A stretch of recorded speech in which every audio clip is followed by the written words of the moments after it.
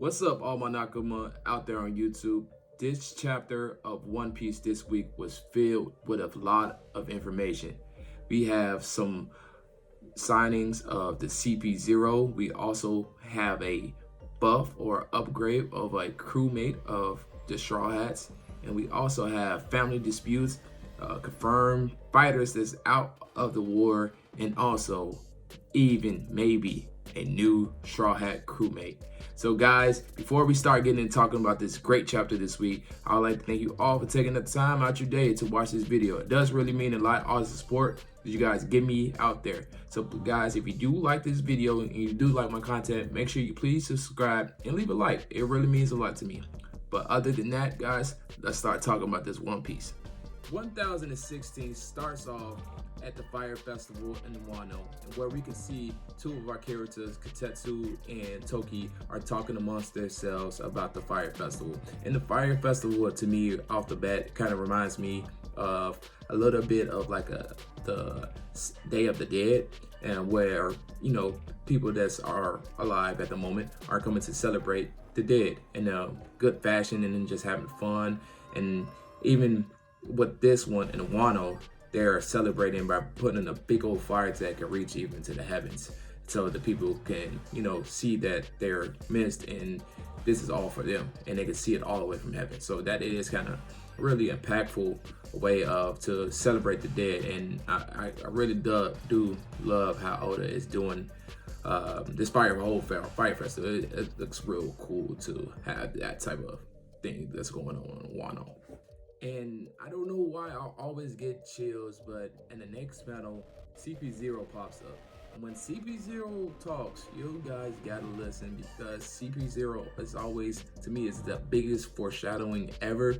And for what they was basically talking about, it was just numbers on both sides and who's still winning.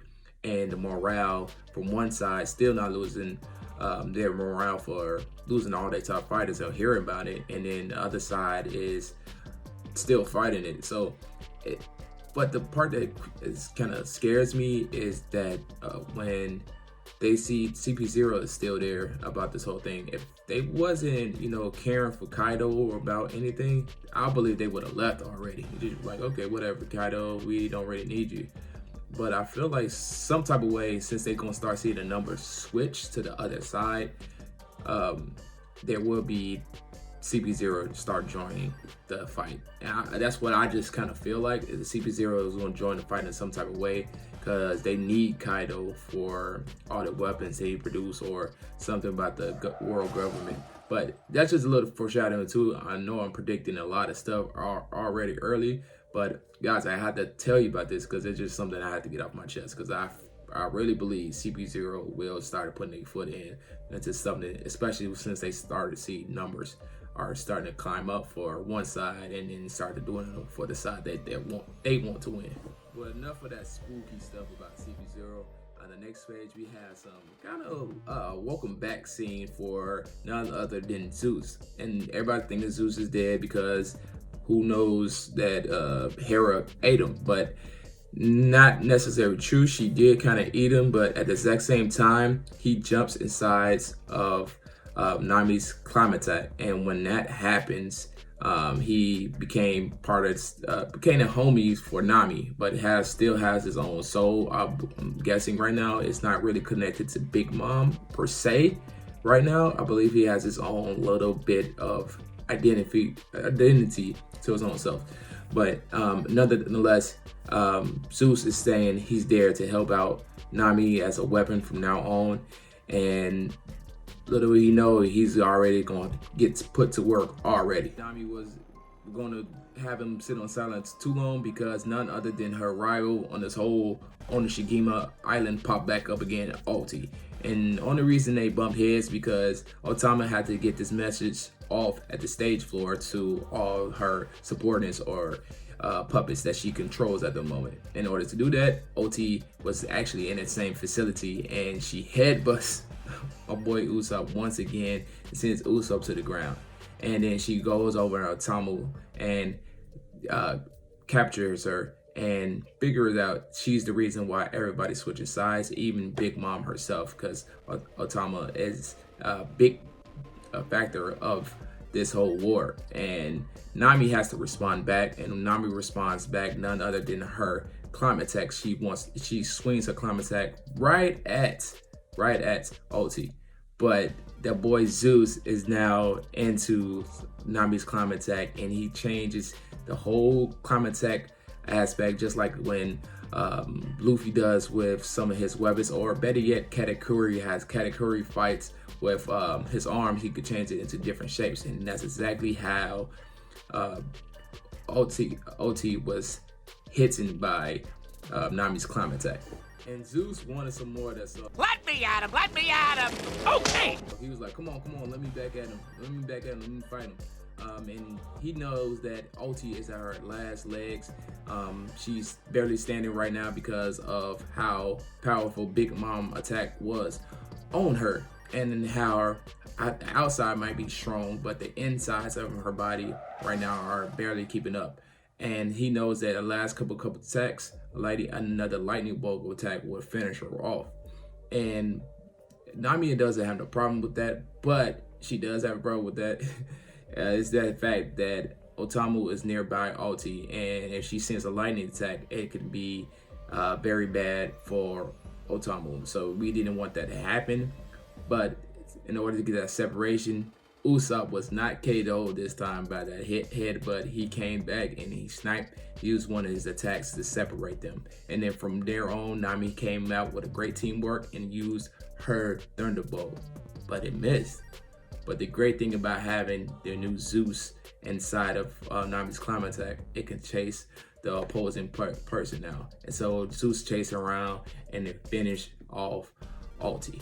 A little funny part on this is when Zeus was saying, Nami, I'm not Zeus anymore, call me something else. And then Nami calls him Fluff. And then next thing you know, the next sentence, I guess he didn't like the name because he started calling himself Zeus again. He was like, I'm Zeus, I'm Nami's right-hand man. Like, he just like Nami, that was terrible. Don't call me Fluff. All right, we just gonna stick to Zeus now and maybe work on it one more day for a different name. But I'm Zeus right now. It was just a little funny.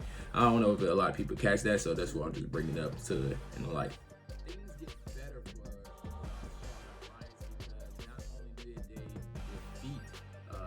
Ulti is that the fact that the Mary that was the voice speaker from the whole Onishigima Island told the whole war, all the war fighters about what happened. And she said not only did they defeat Oti,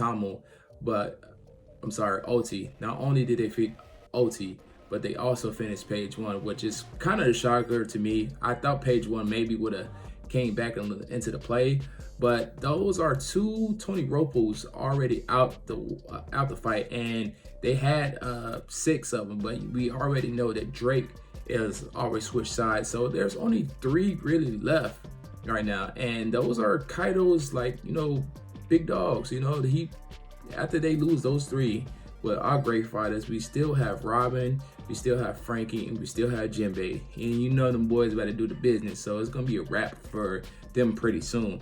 And I don't know how morale's gonna go for them, for Kaido's alliance side, but it does not look good for them right now, because they already seem like, after hearing all that news, they already seem like they started to lose morale, and they might switch sides, especially since Otamu is about to deliver, I'm guessing, a very strong speech, and also switching and telling all the gifters or the pleasures or whoever might be to how to fight, to give them commands to how to fight on the right side, the winning side, and that's the Straw Hat Alliance side.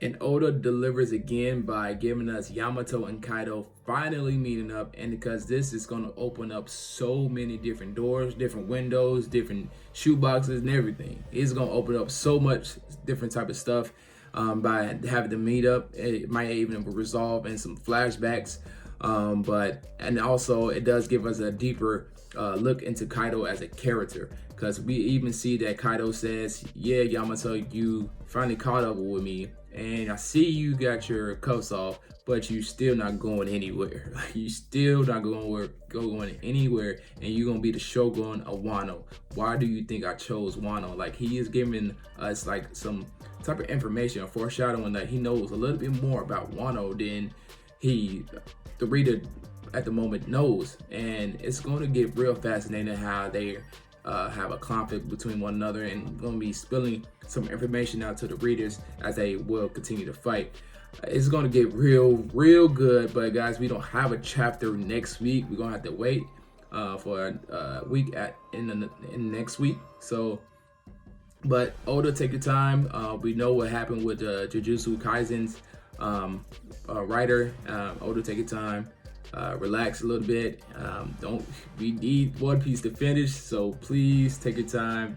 Take it all the time you need so you can be healthy and being able to go. Because this story is keep getting good, and we love the work that you do out there. So we appreciate it. And this chapter was flat out amazing chapter for me. It doesn't help me being a One Piece fan, because I think all the chapters are gonna be amazing. But guys, this has been my review of chapter 1016 of One Piece. If you did like this video, please leave a like. It does really mean a lot for all the love and support that you guys give. And I hope everyone has a great, safe day out there in the world. Till the next time, peace. Hold up.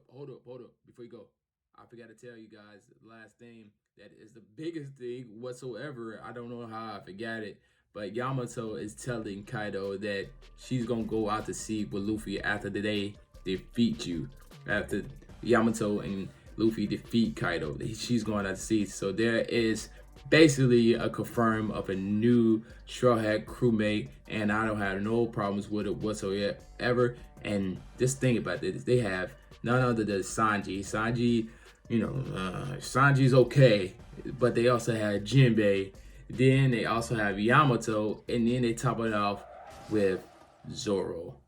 Think about those four. That's four commanders, man. Like, real talk, that is four commanders compared to what everybody else, all these Yonkos have. That's four commanders that can. This is going to be interesting, and seeing how the story develops after they leave Wano with that powerhouse of a crew. Woo-wee.